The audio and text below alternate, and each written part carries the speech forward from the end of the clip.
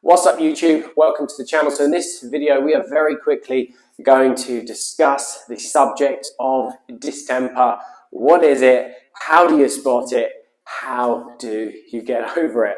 Now on the job that I am on right now, I am plastering a whole house in Eastbourne, and I have just noticed this morning Luke was doing some of the prep work in the hallway, and I've just come in this morning about to plaster the ceiling, and all of a sudden alarm bells are going off. Something doesn't quite look right with this ceiling, and I am 99% sure that this ceiling has something called distemper. What is distemper? It is a chalky paint that they used just after the war. Typically houses around about the 1930s, 1930, something like that.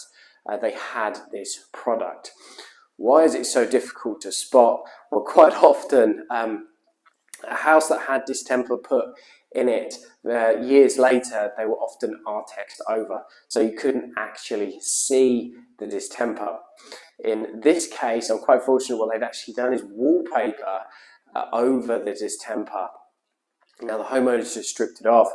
I wasn't really paying attention, as you do, you're just in the prep work, or at least Luke was, and until you actually come to plastering the area, you don't really tend to pay an awful lot of attention to the actual surface. So what I'm actually going to do now is I'm going to do something I absolutely hate. I'm going to take you off the tripod and show you the ceiling that I am referring to, so that if you find yourself on one of your jobs with this type of product, you know that this is distemper and you need to stay way clear from it.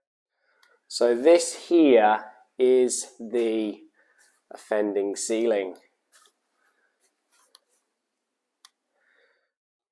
Now, ordinarily, with a ceiling like this, it's on old lars. There are quite a few cracks in it from it being such an old house. Ordinarily, you would overboard the ceiling. However, the homeowner is just trying to save a little bit of money where they can, and we said, look, do you know what, we can just scrim up the cracks for you and plaster over it and see how we do, of which he was happy with. However, on inspection of the ceiling, it's become very apparent that this ceiling has something called distemper. How do I know? Well, let's have a closer look and I'll show you a dead ringer sign that a wall or a ceiling has distemper. So let's get a closer look. Okay, so we're going to get up close and personal with this ceiling. I will say that the way I am standing right now is a little bit precarious. If I was to show you, ta-da! This is not recommended when plastering, however, needs must. But what is so specific about this ceiling? Well, let's have a look. If I adjust the camera up so you can see.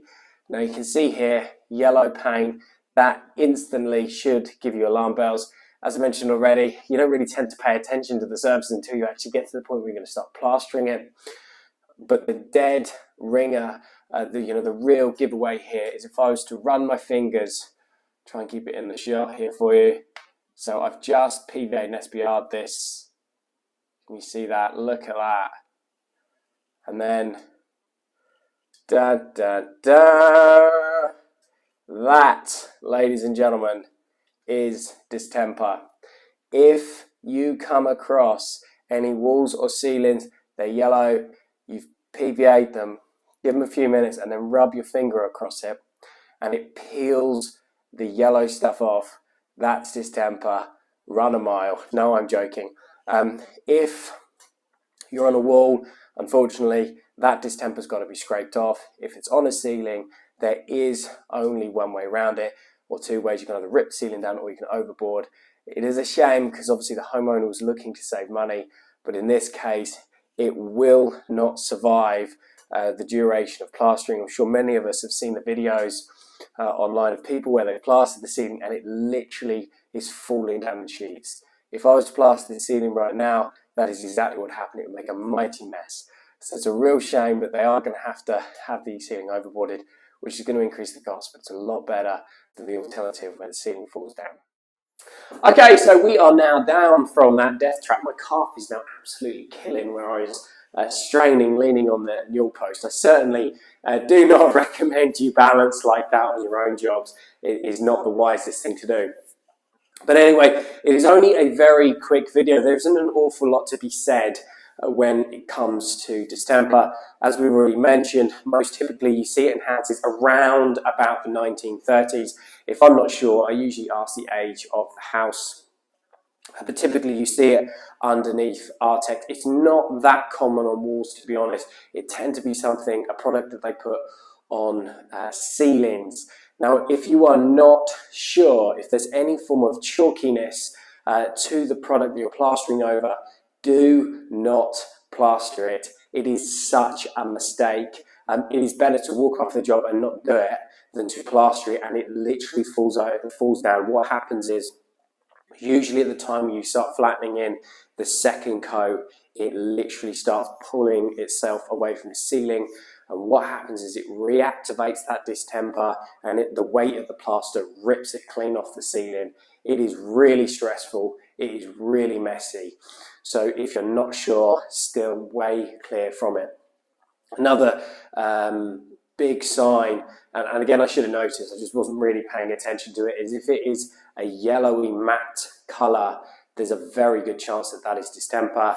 And then obviously the other big giveaway, if you PVA it and then give it a little bit of time just for the PVA to dry a little bit and then run your finger across it, if it rips the product off like I just showed you in the video, that is distemper. Again, do not risk it, it will not work.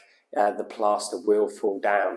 So hopefully this gives you a little insight as to what distemper is, what to look for when you are trying to establish whether or not you should plaster something, and the alternatives to getting over it. So specifically with a ceiling, rip it down or overboard. We usually recommend overboard because it's unnecessary to make such a mess, and sadly on walls they all need to be scraped back.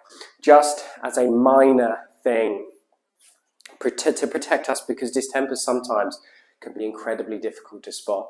It is one of the very few things we specifically mention in our terms and conditions when we provide quotes, and most specifically we say that if this occurs, so in our mind we're only liable for the things we can see. So if you can't see distemper and it comes up, sadly what then happens is that the homeowner will have to pay for the set that we've lost, but they'll also have to pay for it to be boarded and then plastered.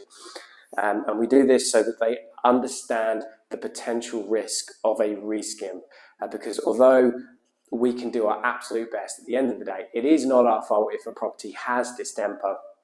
So in our mind we're not going to take the hit on it, but in this case we've spotted it before we've plastered it, so it's no big deal. We're just going to overboard it, and there'll be a small charge to the homeowner, but it's a darn sight better than it falling on our heads. So we hope this video has been helpful. Consider giving it a thumbs up and subscribing, and we look forward to seeing you on the next one. Thanks again.